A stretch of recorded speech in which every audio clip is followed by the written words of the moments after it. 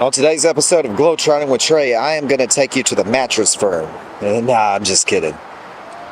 I'm going to show you this place. It's a Japanese restaurant today in Memphis, Tennessee. But once upon a time in Elvis's life, it was a movie theater. And there's an interesting story that happened right here. Stay tuned.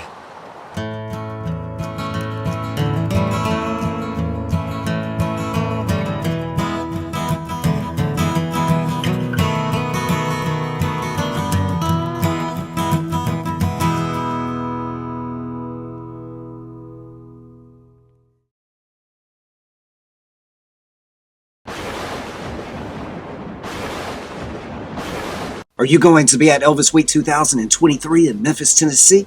If you are, make sure to join me and the Spa Guide on our Part 1 and Part 2 3-hour tours. From August the 10th to 16th, we are having tours every day of Elvis Week 2023. Go to memphisbustour.com. The link is in the description of this episode. And join me and the Spa Guide and see over 70 Elvis locations. Yes, 70 Elvis Presley Memphis locations like the one that you're watching today. Don't miss it. If you like my YouTube show or the Spa Guys YouTube show, you will love this 3-hour tour. We have a Part 1 and Part 2. Get your tickets while they last. This was the Plaza Theater, and back in October of 1956, Elvis Presley brought his girlfriend to the movies, and her friend. And her friend Pat Napier, this girl right here in the picture with Elvis, told us the story. So I learned this story from a girl that was actually there with Elvis and his girlfriend. Not Barbara Hearn, as people want to say and make videos about. It was June Waniko, Elvis's Biloxi girl that you see in the picture. So June was in town with Pat staying at Audubon, and Elvis wanted June to see his performance from the Tupelo Homecoming show that had happened on September the 26th, 1956, a month before this story takes place in October. So luckily, that little short film that you may have seen of Elvis at the homecoming show in Tupelo, Mississippi was playing before the movies that night at the Plaza Theater. So Elvis took Pat and June to the Plaza Theater, and guess what happens? According to June Waniko from her book, it says Pat, Elvis, and I went to the movie that night, or at least we tried to. A neighborhood theater, which we know was a plaza, that you see now, the Japanese restaurant, was showing a short film of Elvis performing at the Mississippi-Alabama State Fair, which had been held in Tupelo, Mississippi, the previous month. Miss Presley suggested we use the black limo belonging to the band because she thought it was less recognizable. Elvis gave me money for tickets while he and Pat went, now listen to this, while he and Pat went upstairs to a private viewing room. Guys, don't go anywhere, because on today's episode of Globetrotting with Trey, you're going to see that room where they went to. It's still there. I bet you didn't know. We had been in the theater approximately 20 minutes when two policemen came to get Elvis's car keys. A mob had formed outside the theater and was tearing the car apart. The police moved the limo to a safe place, but the damage had already been done. The fenders were dented, windows were broken, and the upholstery was shredded. So-called fans were taking pieces of Elvis's car as souvenirs. Were you one of the fans? After moving the car, the same two policemen came back to the private viewing room. Realizing the crowd was out of control, they thought it would be wise to move Elvis himself to a safer place. All the excitement had given Pat a nervous bladder, so Pat goes to the bathroom. Well, in the meantime, they wanted to escort us safely out, but Pat was in the ladies' room, and I couldn't just go off and leave her. So the police took Elvis, saying they would wait outside for us, out front of the theater. A theater usher joined me in the search for Pat. By the time we found her, the stairway was blocked with fans, and police were everywhere. The usher led us away from the crowd and down the fire escape. We ran to the front of the theater, where several hundred fans had surrounded the police car containing Elvis and the two policemen. Pat began to panic, wanting to run the other way, but I grabbed her by the hand and we pushed and shoved our way to the car. Elvis, seated between the two policemen in the front seat, spotted us and unlocked the door. I opened the door, dropped Pat's hand, and scrambled into the back of the car. Someone had grabbed Pat by the collar of her blouse and was holding her back. Her buttons popped, and she managed to wiggle out, leaving her blouse behind. Uh-oh. A little trick she had seen Elvis use on his Florida tour. Safely locked in the car, we moved slowly through the crowd, siren blasting and lights flashing. Crouched in the corner as far as she could, Pat was wearing nothing but her little bra. When Elvis turned to make sure we were okay, he saw Pat with her arms folded across her chest and began laughing his head off. So today we'd say what Elvis laughed his ass off, but he laughed his head off back then. One of the policemen removed his jacket, being the nice gentleman he was, and threw it to Pat. Shivering, she put the jacket on and started laughing with the rest of us. Luckily, Elvis had escaped without any scratches. Pat, other than being almost nude, was none the worse for wear, but I had a good-sized scratch on my neck that was beginning to burn. Considering the size of the crowd, the police thought we were lucky to be in the shape we were in.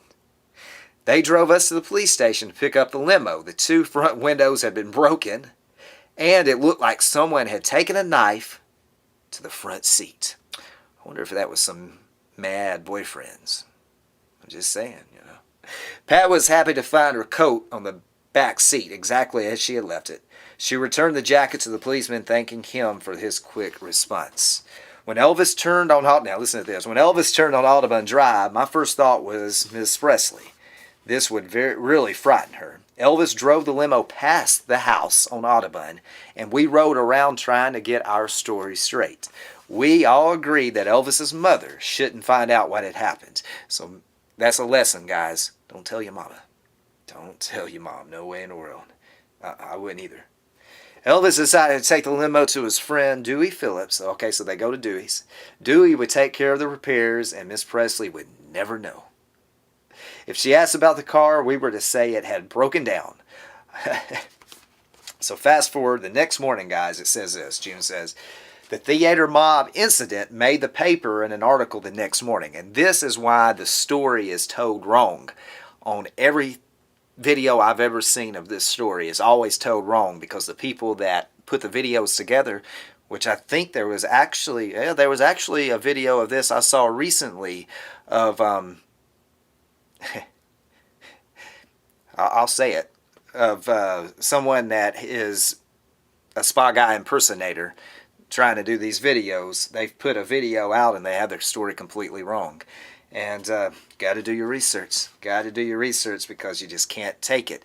Can't take pretty much what you read. You've got to really dig and just see if there's more to it.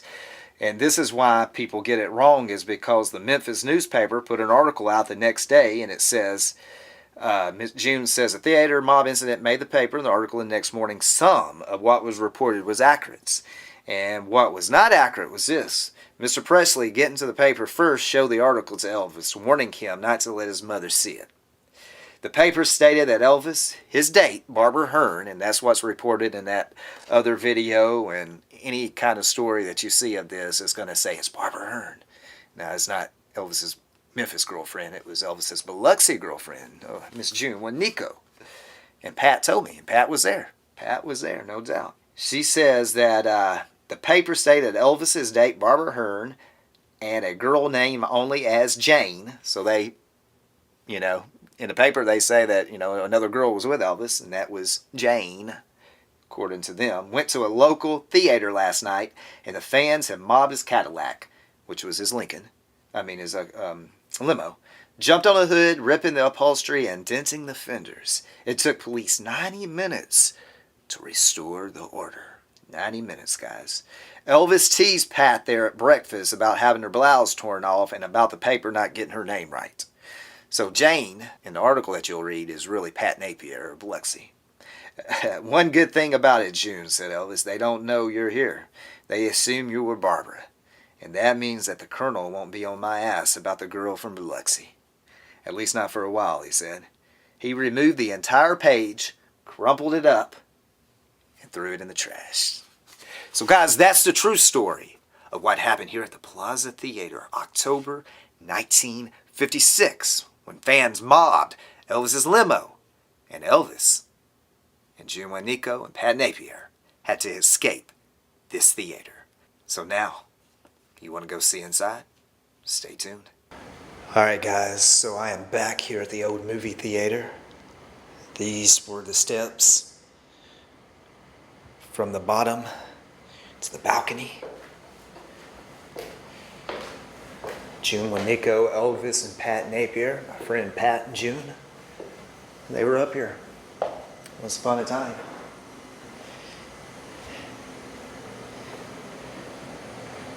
I believe this was the projection room. I'm going to show you why here in a second. See? There's a projection. The movie's projected out to the movie screen.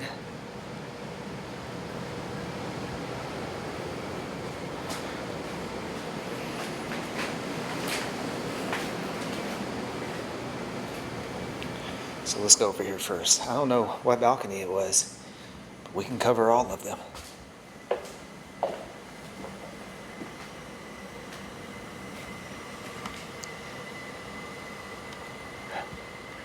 The ceiling.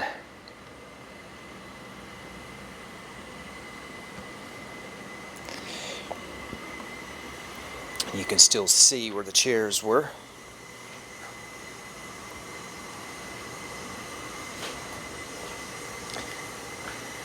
So, you see the drop ceiling has been put in. So can you imagine? I mean, you can definitely tell now that this was a balcony. Look at all that. And you can picture a movie screen there in the distance. So Elvis, Pat, and June were in one of these areas, either on this side or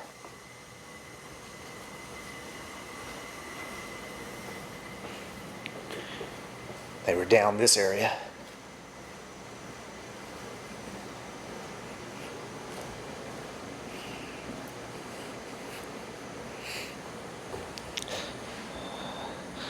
There's the old towel.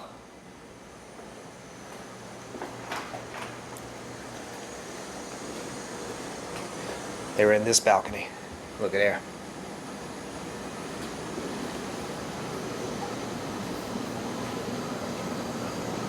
See where the seats were? And this is where they watched the movie.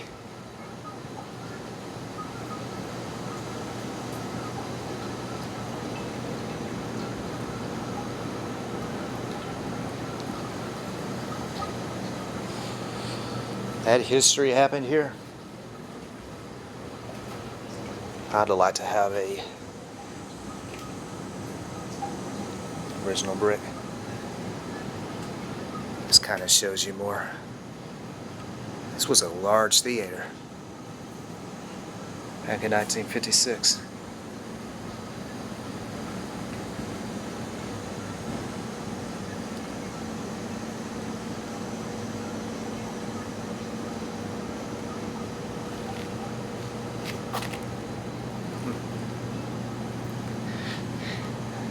Guys, can y'all see 56, a young Elvis and June Wanico snuggled up right here in a dark movie theater? Pat probably was sitting over here on the other aisle or in front, who knows? I might ask Pat. It's been a long time ago.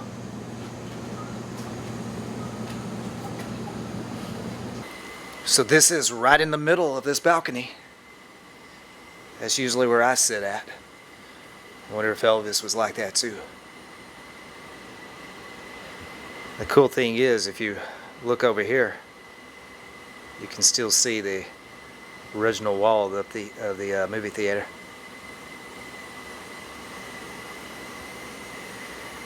That story happened here, and a cop came up, got the keys from Elvis, somehow got Elvis out front to the squad car. They took Elvis's that black limo to another parking area away from this building, and June and Pat had to go and somehow make it to that squad car while all the fans grabbed at them.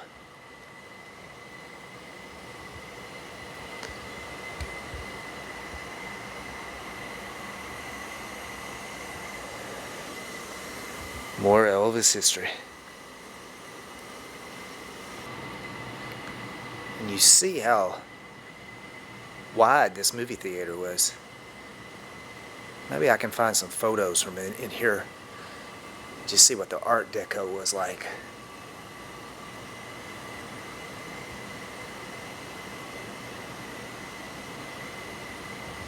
So that is the staircase that I showed you earlier. There's a chance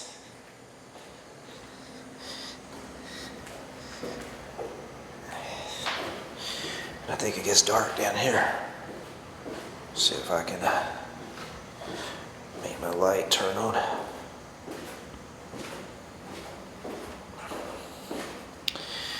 There is a chance that when Elvis, June, and Pat parked, he came in this door right here.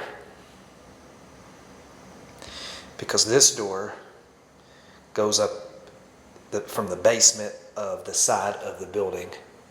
So that is the other side of the door that goes up to the balcony. So I highly expect Elvis went in here, walked down these stairs. And the reason that I say that is based on what I know. That limo, black limo, was parked back over here on this side, in this area. And there's the movie theater.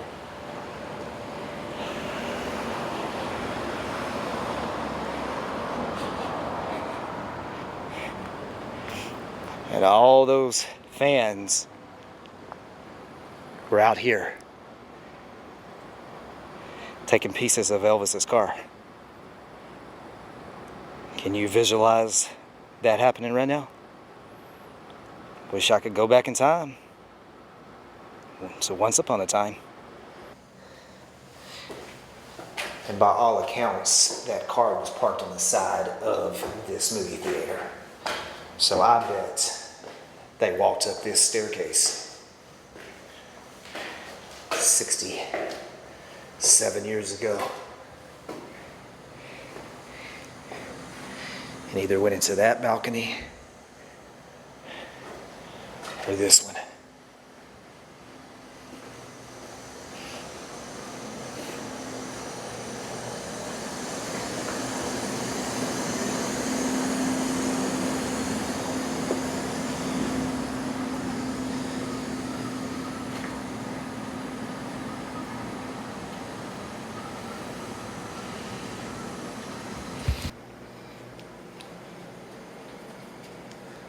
You definitely know that was here the night that Elvis and June came to the movies. Where that leads to? I guess the top of the roof. So I have it covered. There's only 2 staircases to the balcony. And these are old. Let me hit the lights. Where's it at? Alright, it's down here.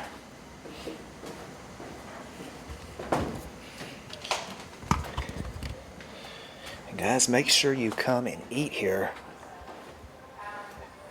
at this restaurant. Food is really good. Every time that I've been here, that food is really, really good. And that lady, she's the manager. She's pretty awesome. So on Friday and Saturdays, of course, they have the cooks out here cooking for you. So y'all, you definitely have to experience this kind of place if you've never done that before. But I was going to show you. You want to sit in this room there on Friday and Saturdays, because this is where the movie theater screen would have been. This area, all the way down past that wall to the other room, which is the kitchen now. Definitely, that's where the movie theater screen would have been. Probably literally was, because this is up to the edge of the building. Probably literally was right here where I'm standing.